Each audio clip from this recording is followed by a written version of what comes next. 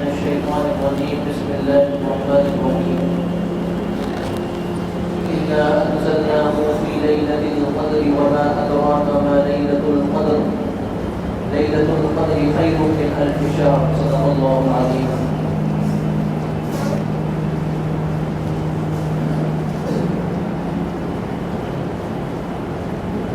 محترم سامعین بزرگان دین،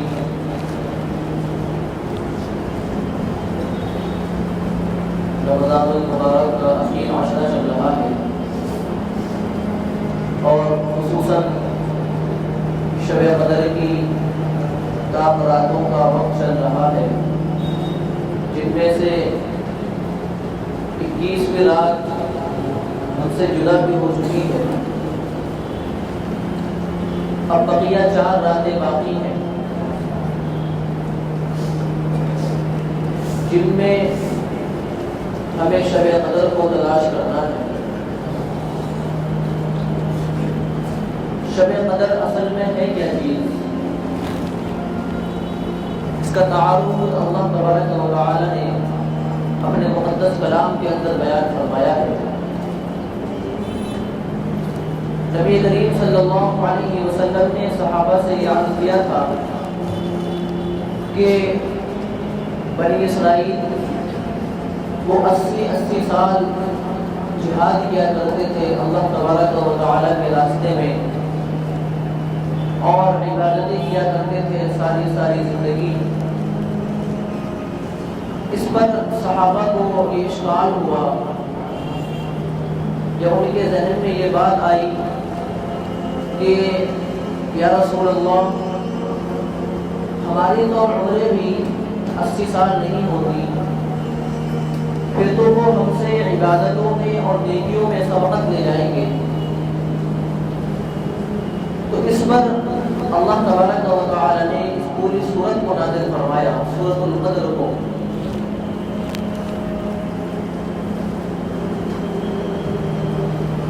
اللہ تبارک و تعالی نے سورتوں کو لے کر جبرائیل علیہ السلام کو بھیجا کہ جاؤ اور امت محمدیہ کو خوشخبری سنا دو اور اس بات کا پروانہ دے دو کہ اللہ تعالیٰ نے تمہیں ایسی رات عنایت فرمائی ہے کہ اگر تم اس رات کو پالو گے، وہ رات تمہیں نصیب ہو جائے گی، تو وہ صرف ایک رات تمہاری پوری زندگی کے لیے کافی ہے. آپ اللہ تبارک و تعالیٰ کا اسلوب دیکھیے اور قرآن کریم کا حسن و جمال دیکھیے. اللہ تعالیٰ نے کس طرح اس رات کا تعارف کرایا ہے.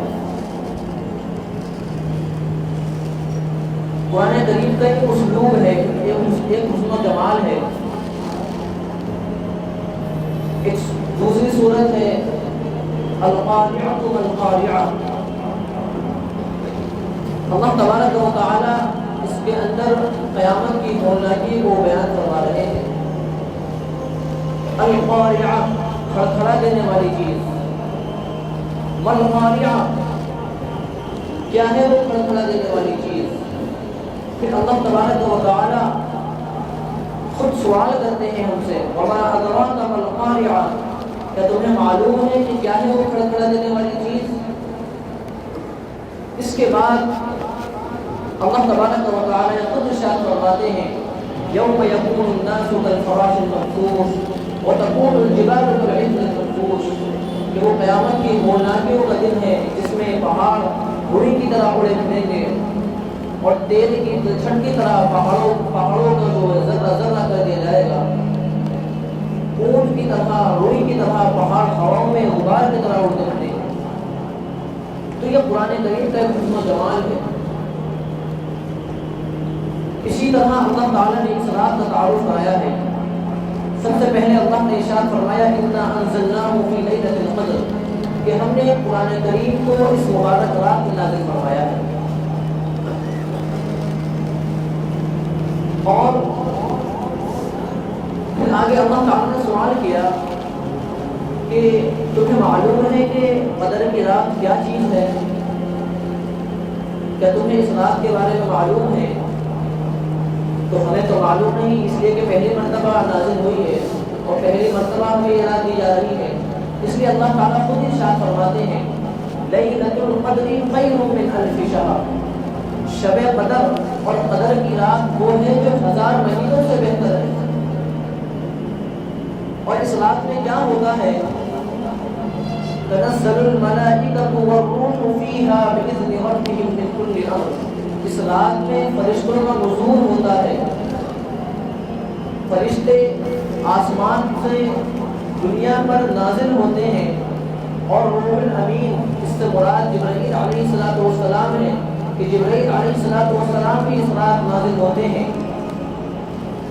اللہ تبارک و تعالیٰ کے احکاموں کو لے کر۔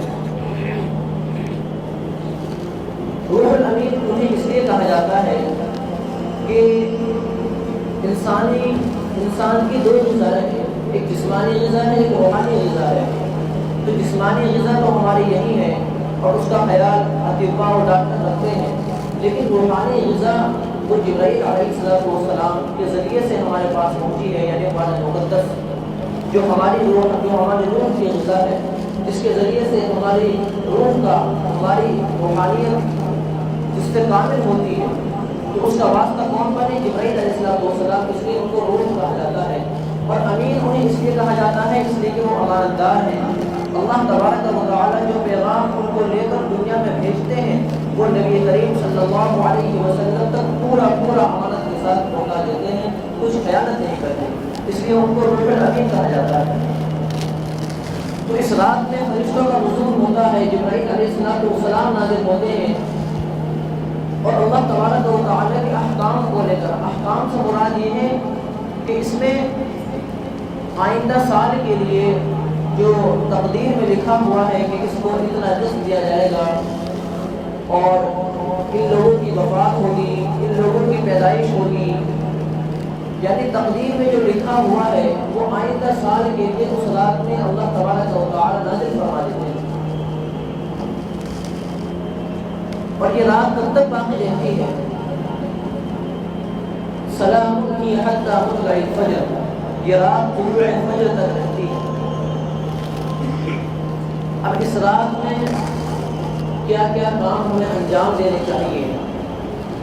تو صحابہ سے بھی بہت سی روایات ملتی ہیں، اور ہمارے بزرگان دین کے بھی بہت سے اعمال اور ان کے کام ہیں جو انہوں نے کر کے بتلائے ہیں کہ اس رات کو مغرب کی نماز کے بعد سے فوراً سب سے پہلے وہ کیا کرتے تھے کہ اپنی تھکاوٹوں کو دور کرنے کے لیے غسل فرماتے تھے تاکہ اکتاہٹ اور تھکاوٹ دور ہو جائے۔ اس کے بعد سفیان ثوری رحمہ اللہ فرماتے ہیں کہ مجھے اس رات میں دعا کرنا وہ بہت بہتر لگتا ہے۔ فرماتے تھے کہ میں اس رات میں کثرت عبادت یعنی کثرت نماز کو کے بجائے میں کثرت دعا کیا کرتا تھا، نماز کی بجائے دعا زیادہ مانگا کرتا تھا، اس نیت سے کہ ہو سکتا ہے یہ وہ رات ہو کہ جو 1000 مہینوں سے بہتر ہے۔ اللہ تبارک و تعالیٰ نے یہ نہیں فرمایا کہ یہ رات 1000 مہینوں کے برابر ہے، 1000 مہینے تقریباً 80 سال کے برابر بیٹھتے ہیں، بلکہ فرمایا کہ یہ 80 سال کی عبادت سے زیادہ ہے، افضل ہے۔ اب وہ کتنا زیادہ ہو وہ مولا کریم کی شان ہے، اللہ تبارک و تعالیٰ ہمیں کتنا عنایت فرمائے۔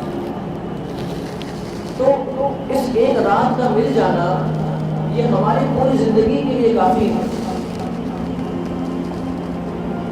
اس رات میں زیادہ سے زیادہ نوافل پڑھیں، قرآن کریم کی تلاوت کریں، ذکر و اذکار میں مشغول رہیں، اور خاص طور سے گناہوں سے اس رات میں خاص طور سے اجتناب کریں، اس لیے کہ جتنا ثواب اس رات میں اللہ تبارک و تعالیٰ کی طرف سے ہمیں عنایت کیا جاتا ہے، اتنا ہی گناہ بھی ایک گناہ پر اللہ تبارک و تعالیٰ اس کی پکڑ ہوگی۔ اس لیے اس رات میں زیادہ سے زیادہ گناہوں سے بچ جائیں۔ اسی وجہ سے احادیث کے اندر آتا ہے کہ شب قدر کو پانے کا سب سے بہترین طریقہ یہ ہے کہ آپ اعتکاف کی نیت کریں، 10 دن کا اعتکاف کر لیں، سب سے بہترین راستہ ہے شب قدر کو پانے کا، اس لیے کہ اس میں بندہ اللہ تبارک و تعالیٰ کی طرف یکسوئی اور توجہ کے ساتھ اللہ تبارک و تعالیٰ کی عبادت میں منہمک ہو جاتا ہے، اس کا دنیا سے بالکل رشتہ منقطع ہو جاتا ہے۔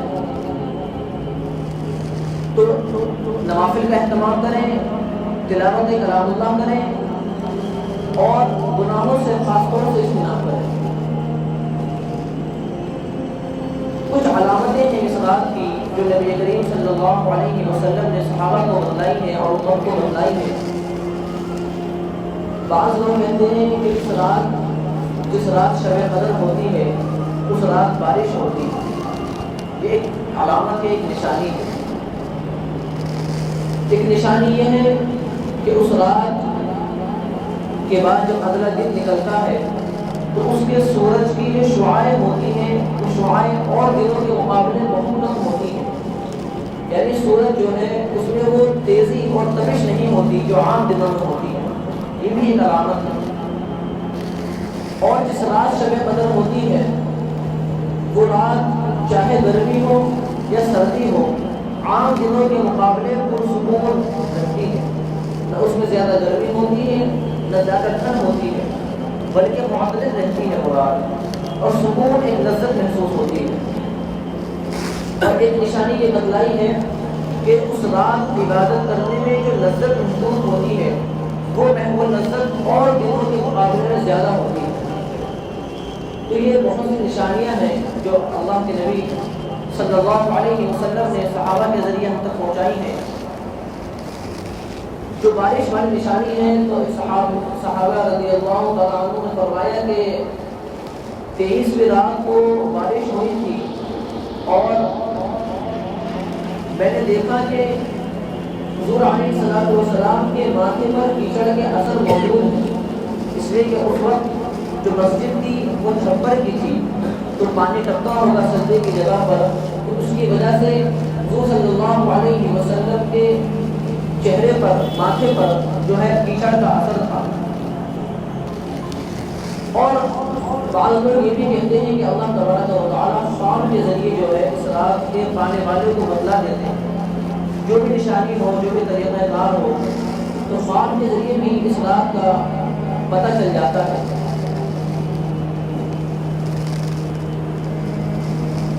تو اس لیے اس رات میں زیادہ سے زیادہ جو ہے وہ عبادت کرنے کی کوشش کریں۔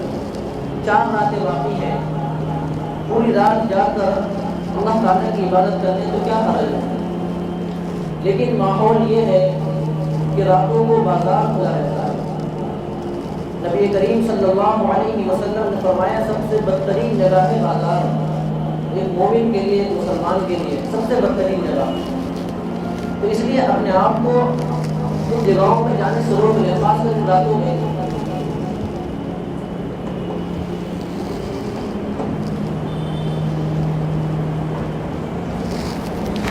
تو یہ اللہ تبارک و تعالیٰ کی طرف سے ایک بہت بڑا انعام ہے ہمارے لیے کہ اللہ تعالیٰ صرف ایک رات کی عبادت میں ہمیں 80 سال کی عبادت کا ثواب عنایت فرما رہے ہیں۔ تو اللہ تبارک و تعالیٰ سے دعائیں بھی مانگنی چاہیے کہ اللہ تعالیٰ اس رات کو ہماری زندگیوں میں اس رات کا آنا مقدر فرما۔ اور یہ رات ایسی نہیں ہے کہ جو ایک رات میں طے ہو گئی کہ 23ویں کو ہے، بلکہ یہ رات گھومتی رہتی ہے، کبھی 21ویں میں، کبھی 23ویں میں، کبھی 27، کبھی 29، یہ رات گھومتی بھی رہتی ہے۔ تو اللہ تبارک و تعالیٰ سے ہم دعائیں کریں کہ اللہ تعالیٰ ہمیں رمضان المبارک کے ایک ایک لمحے کی قدردانی کی توفیق عنایت فرمائے۔ آمین۔ تو آپ کو